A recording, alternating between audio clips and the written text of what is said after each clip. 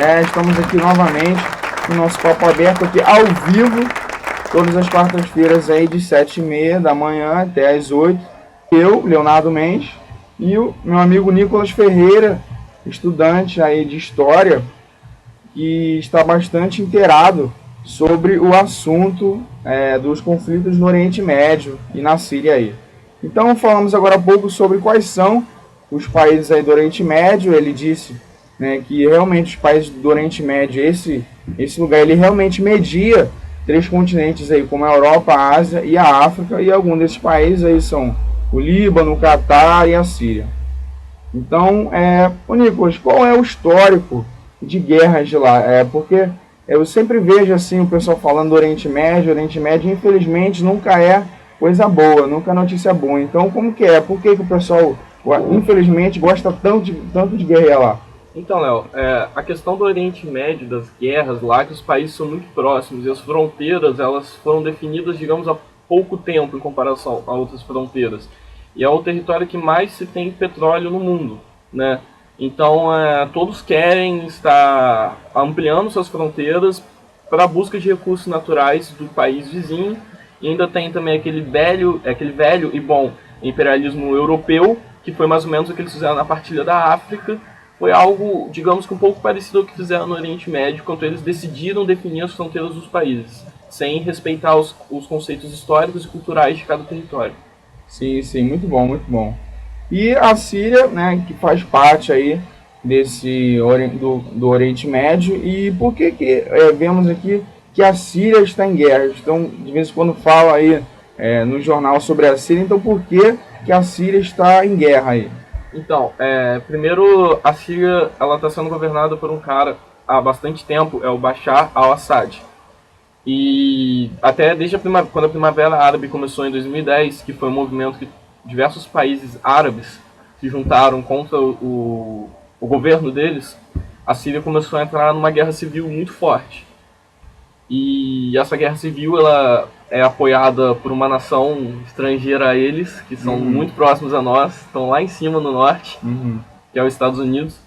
E no meio dessa guerra toda tá aqueles que são a favor do Assad, os que são os rebeldes, que são contra o Assad, e o Estado Islâmico, que já conseguiu instaurar bases muito fortes na Síria. E o Estado Islâmico ele só quer ver o circo pegar fogo e explodir o máximo de coisas que eles puderem explodir, também apoiados pelos Estados Unidos. Pelos Estados Unidos, muito bem. E aí nós vemos assim, é engraçado agora porque você está esclarecendo um pouco as coisas, porque sempre vemos, pelo menos eu vejo sempre quando se trata do Bashar al-Assad, aí ele é visto, o codinome dele, né, ele está sempre intitulado como ditador Bashar al-Assad, e o grupo, por exemplo, os Estados Unidos diz que ele que é o ditador, ele que está fazendo a besteira, e a Rússia diz que o terrorista realmente é o Estado Islâmico aí, então é porque a gente tem que levar em consideração que o imperialismo norte-americano é como se fosse um polvo, né? Tem seus tentáculos em todos os lugares. E eles controlam a grande mídia. Então aquilo que eles disserem vai ser copiado por outras mídias menores e outras mídias menores ainda. Então se eles soltarem o termo ditador Bashar al-Assad, vai ser ditador Bashar al-Assad. Não que Assad não seja um ditador de fato, que ele já está desde 2000 no poder da Síria. Mas já vem à nossa cabeça todo o histórico, por exemplo, que tivemos aqui no Brasil. Só que ele vira vilão para os Estados Unidos a partir do momento que ele decide ir contra o imperialismo norte-americano que tenta ser imposto lá. A partir do momento que ele diz, não, vocês não vão impor a cultura de vocês aqui, vocês não vão impor a economia, impor os seus dogmas, a sua moralidade aqui no meu país. Aí a partir do momento que ele bate o pé e fala que é contra, ele passa a ser o grande vilão, e aí os Estados Unidos começa a financiar os grupos rebeldes contra o Assad e diversos países que eram contra também o imperialismo norte-americano na Primavera Árabe, são financiados pelos Estados Unidos para tentar ter essa queda desse governo.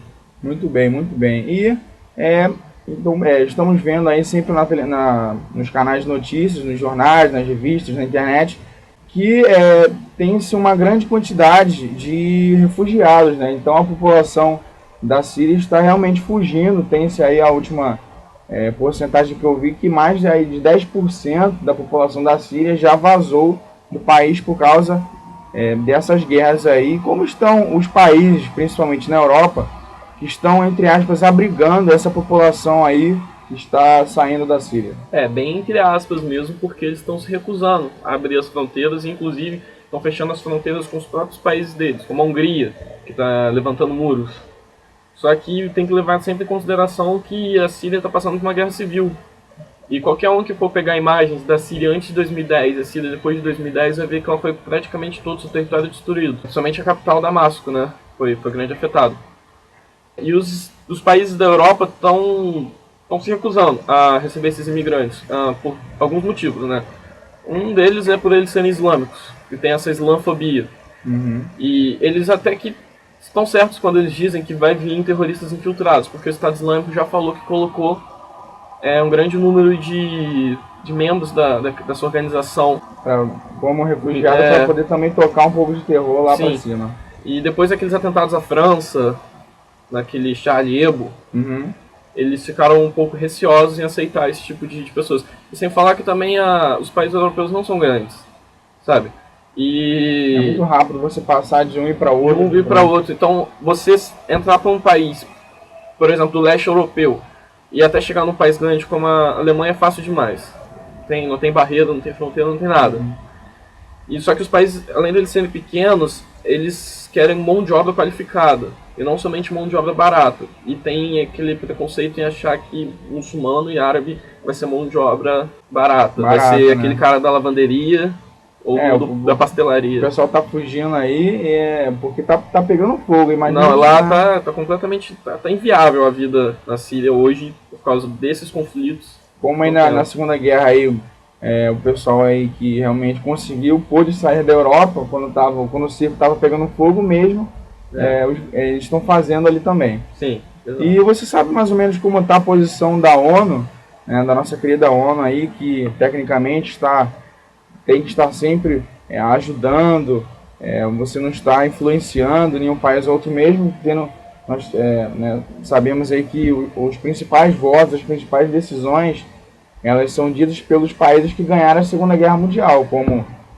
os mais fortes, assim, os Estados Unidos e a Rússia. Então, o que a ONU está falando alguma coisa aí? O que ela está falando sobre isso? A ONU é aquele tipo de amigo que dá, quando te vê fazendo uma coisa errada, dá 2 tapas no seu ombro e fala, pô cara, vacilo, vira as costas e vai embora. A ONU é uma mentira que diz que vai conseguir trazer a paz mundial. Eles não querem. E sem falar que um dos países que está ocasionando essa guerra é um dos países que tem uma cadeira específica de grande nome. Uma cadeira um pouco mais acolchoada. A cadeira que tem aquele espaldar mais reto. Tem até um cafezinho que vem servido. Então. Aquele cafezinho, aquele cappuccino extra. Entendo. E aí, então, no caso, a influência dos Estados Unidos, você já disse, né? O posicionamento dele, então, ele é contra o, entre aspas, ditador, ou o presidente, o Bashar al-Assad, certo? Certo. Inclusive, eu acho que as pessoas podem achar que é muita teoria da conspiração dizer que os Estados Unidos fundou o Estado Islâmico. Mas por um presidente do nível do Vladimir Putin, que é o presidente da Rússia, que para mim é o primeiro país mais forte militarmente que temos hoje, chegar numa conferência da ONU, rodeado de jornalistas internacionais, na mídia internacional, de chefes de estados grandes de diversas nações, e dizer o seguinte frase, começar falando, eu não sei porque os Estados Unidos nos veem como uma ameaça, porque nós não os vemos como uma ameaça. Depois dizer, eu quero que os Estados Unidos dê conta, porque eles financiaram o Estado Islâmico, os Estados Unidos que financiou o início do Estado Islâmico. Antes do Estado Islâmico tomasse a proporção, quando eles eram pequenos grupos rebeldes, de onde que vieram as armas deles? Quem compra os barris de petróleo das terras que eles pegam? Eles dominam um lugar, dominam uma cidade específica de um país árabe, tem muito petróleo lá. Eles não dominam qualquer cidadezinha, eles dominam a cidade que tem petróleo. Quem é que compra? É a Arábia Saudita? É a Arábia Saudita intermediada pelos Estados Unidos? O Putin questiona isso, entendeu? E como você já disse, o Bashar al-Assad não quer a entrada, a grande influência dos Estados Unidos. E lá tem bastante petróleo, então o grupo que ganhar, entre aspas, assim, que ganhar e for colega dos Estados Unidos, vai, vem aí no meu quintal, pode vir aí na minha casa. Sim. Mas também tem que levar em conta que a Rússia, ela invadiu recentemente a Síria, essa semana. e a China declarou apoio à Rússia e enviou caças, juntos fazendo uma nova aliança Pequim-Moscou. Um pouco assustadora essa aliança. Tem que levar em conta que a Rússia ela está apoiando o governo do Assad, mas não porque está indo lá combater o Estado Islâmico, está bombardeando, está fazendo em uma semana coisa que os Estados Unidos prometeu que faria em 4 anos, desde que tirou o exército da Síria. Mas a Rússia não é aquele bem libertador que pô, eles só estão vindo aqui para libertar a gente dessas garras imperialistas norte-americanas, porque a Rússia precisa do Assad. Porque a Rússia é um território muito grande, e em volta deles tem muitos islâmicos, tem muitos países muçulmanos. E o Assad é aquele que controla esses países. E se o Assad não controlar, porque o Assad que tem influência nesses países, e se o Assad sai do poder da Síria e entra uma pessoa pró-Estados Unidos, vai de contra a influência positiva que o Assad fazia aos países da Rússia. Isso vai ser, vai ser de proporções históricas. Por isso que pela primeira vez em anos, a Rússia está declarando guerra a um grupo, a um país que seja de fato aliado aos Estados Unidos. E são duas potências aí com posicionamentos diferentes. Então está aí, já engaja na minha próxima pergunta aí. Estados Unidos e Rússia estão apoiando grupos opostos. Podemos ficar com medo disso? Não, com certeza. Sempre quando você vê uma ofensiva militar em qualquer país, qualquer proporção que seja, é para se ter medo, sim. Ainda mais quando se trata dos Estados Unidos e Rússia, que a gente sabe que desde a Guerra Fria eles já não se estranham. Não se batem. Só que eu acredito que a guerra hoje, ela não é mais aquela guerra de antigamente de você invadir o território. A guerra que eu digo é guerra grande, porque ainda existe guerras pequenas de invasões de território, principalmente na África. Mas a guerra de proporções, como foi a proporção mundial, não vai ser mais essa de invadir o território inimigo e o aliado ajudar e defender. Eu acho que vai ser essa guerra que os Estados Unidos têm feito. A guerra da influência. Você financia grupos rebeldes para ficar por baixo dos panos. A gente interrompendo, por exemplo, essa guerra, no caso de trincheira, não teremos mais homens armados em campo numa proporção maior, mas sim, como você não precisa botar os homens, o exército do seu país, mas você financia quem quer guerrear, né? E deixa o circo pegar fogo. Ideologicamente, a gente está carregando uma bandeira sua ali, só que não está no uniforme, então eu não tenho nada a ver com isso. A ONU não está dizendo que foi, então não foi. Nem a ONU, nem a OTAN, que é a Organização do Tratado Atlântico Norte. Então é isso, né? Então provavelmente essas guerras aí um pouco mais fortes não está tendo realmente o exército em si, por exemplo, os militares realmente dos Estados Unidos não estão se uniformizando, estão indo batalhar, mas em si as bombas como na Rússia também, né? Exato. E só que as pessoas podem até não saber, mas em 2014, se eu não me engano, a gente quase entrou numa Guerra Fria novamente. Foi no momento que os Estados Unidos, a Rússia decidiu pegar de volta o pedaço da Crimeia que tinha na Ucrânia. Sim. E nisso os Estados Unidos apoiando o governo ucraniano, porque precisa daquela economia lá, precisa de ter aquela posição estratégica também naquela parte meio europeia, meio asiática, junto à OTAN, que são todos os países do norte do Atlântico, mais a Austrália, que são, ou seja, todos os grandes países desenvolvidos, decidiram colocar sanções econômicas contra a Rússia. E a Rússia decidiu fazer a mesma coisa, só que a Rússia controla quase que todo o gás e o petróleo europeu.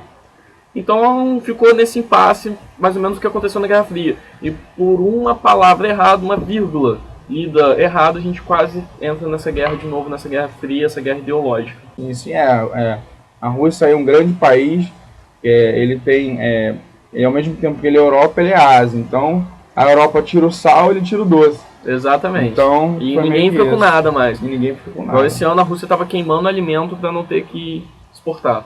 Nossa, realmente o Putin tá bicho solto. Moleque de rua.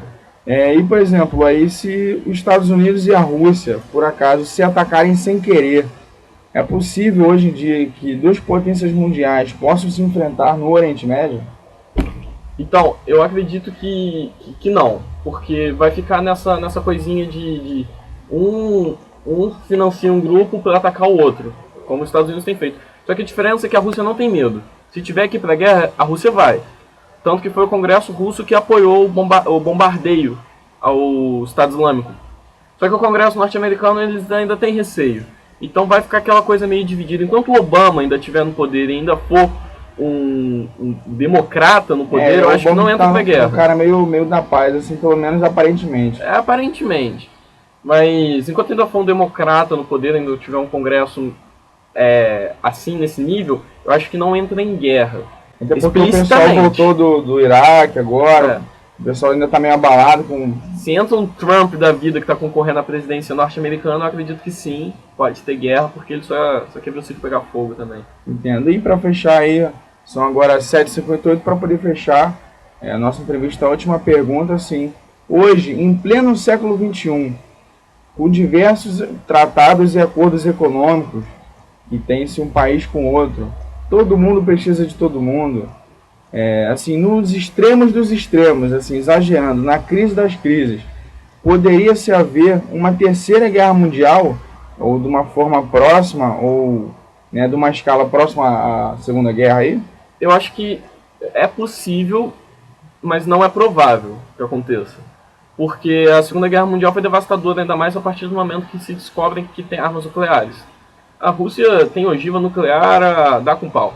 Entendi. Eu acho que o chão de Moscou inteiro é formado por ogivas nucleares escondidas. Os Estados Unidos também. Então, foi até mesmo Einstein que disse que se acontecesse uma terceira guerra mundial, a quarta guerra mundial seria com pedras e gravetos, porque não haveria mais mundo. Nossa, entendeu? Realmente interessante, porque aí, na Segunda Guerra Mundial, infelizmente aí, ela teve um grande marco, não só pelas vítimas e pela vitória do grupo dos aliados, mas também pela destruição, né, de Hiroshima e Nagasaki aí no Japão. Então, se naquela época, realmente hoje em dia a bomba Hiroshima Nagasaki é uma bomba considerada simples e fácil. Inclusive nos anos 60, se eu não me engano, a Rússia fez a Kizarina, que era uma bomba muito mais forte ainda do que aquela de Hiroshima e Nagasaki. Kizarina, o nome certo. Ela era não sei quantos quilotons muito mais fortes que ela. Eles já conseguiram produzir na década de 60. Década de 60. Então aí... então não vamos ter aí, aparentemente. Então vamos encerrando por aqui. Na hora contada, 8 horas da manhã, Nicolas, dê suas despedidas. Queria agradecer pelo convite, né? Porque é importante a gente estar aí informando as pessoas do que está acontecendo, para elas se inteirarem mesmo e não ficarem somente ouvindo somente um lado da guerra. Então acabar um pouco com essa islamofobia de achar que todo árabe é terrorista, todo islâmico é fundamentalista terrorista, porque é uma pequena e muito pequena parcela, tá bom, gente, de pessoas fundamentalistas islâmicos que apoiam esse tipo de terrorismo. O Estado Islâmico não é um grupo de fato islâmico, porque eles são apoiados por potências capitalistas. Então, obrigado a todo mundo, um forte abraço. Então, muito obrigado, Nicolas. Vamos ficando por aqui com o nosso papo aberto. Então, até a próxima quarta-feira. Valeu!